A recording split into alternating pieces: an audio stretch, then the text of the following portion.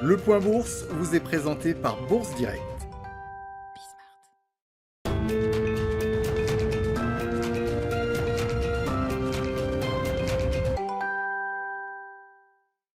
La tendance est dans le rouge, toujours à la mi-journée à la Bourse de Paris. Les investisseurs ont pris connaissance hier soir de la décision du gouvernement français de procéder à un nouveau confinement dans 16 départements pour une durée d'1 mois. Un nouveau frein à la réouverture de l'économie française qui fait craindre à de nombreux investisseurs une nouvelle contraction de l'économie et donc un recul de la reprise du chemin de la croissance dans l'Hexagone. Sur le front de la stratégie vaccinale tout de même, Jean Castex a annoncé que suite au feu vert de l'Agence européenne du médicament, la France recommence dès aujourd'hui à administrer le vaccin AstraZeneca. Jean Castex qui a d'ailleurs annoncé qu'il allait lui-même recevoir une dose du vaccin aujourd'hui.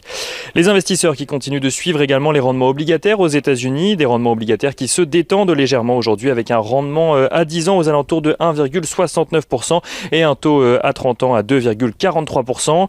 Leur progression hier avec un pic du rendement à 10 ans à près de 1,75% a pesé sur la tendance à Wall Street avec un Nasdaq qui a perdu 3% mais impliquant une rotation sectorielle limitée, le Dow Jones ou encore le S&P 500 reculant légèrement également à la clôture. Ce matin, la Banque du Japon prenait également la parole. La dernière banque centrale à s'exprimer cette semaine face à des difficultés à atteindre ses objectifs d'inflation fixés à 2%. La BOJ a annoncé maintenir sa politique monétaire tout en y intégrant de légères modifications. Celle-ci a par exemple élargi sa tolérance de fluctuation sur les rendements obligataires à 10 ans, acceptant que ceux-ci aillent 0,25 points au-dessus ou en dessous donc du seuil de 0%. La Banque centrale du Japon qui annonce également laisser de côté l'objectif qu'elle s'était fixé de procéder à des achats d'actifs à un rythme annuel de 6 000 milliards de yens par an, répondant ainsi à des accusations de fausser le prix des actions sur les marchés avec ses achats massifs en bourse via des ETF. Elle maintient en revanche son plafond maximal d'achat d'ETF à 12 000 milliards de yens. Du côté des statistiques à présent, les prix à la production en Allemagne progressent de 0,7% au mois de février, soit légèrement moins que prévu par le consensus. Du côté des valeurs à suivre à présent à Paris et même à l'international. À Paris tout d'abord, les valeurs du luxe et les valeurs automobiles apparaissent les plus touchées par les annonces du confinement hier, avec un recul de plus de 2% à la mi-journée pour Kering et Hermès, tandis que Renault, Stellantis, Valeo ou encore Faurecia sont toutes donc dans le rouge.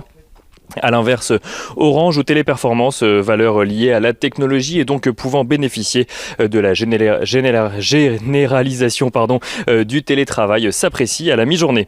Alstom fait également partie des plus grosses progressions à la mi-journée à la suite de l'annonce d'une commande de 200 voitures de train par la ville de Chicago pour un montant de 650 millions d'euros, tandis que le groupe Rallye publie de son côté un chiffre d'affaires annuel en recul à 31,2 milliards d'euros, un recul de son activité qui pousse le groupe de distribution à ne pas verser de dividendes au titre de son exercice 2020. À l'international, FedEx publie des résultats supérieurs aux attentes pour son troisième trimestre, dopé notamment par les livraisons à domicile dans le contexte actuel.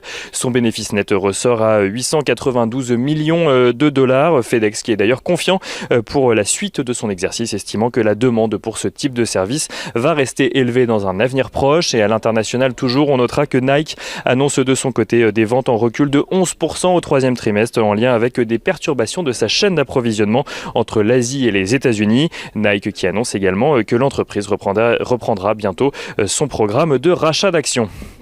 Et pour finir, on notera un recul du prix du baril de Brent qui s'échange à $64 à la mi-journée, soit environ $5 de moins qu'hier, en lien avec les doutes des investisseurs sur la rapidité de la reprise économique, mais également des craintes vis-à-vis de la demande chinoise.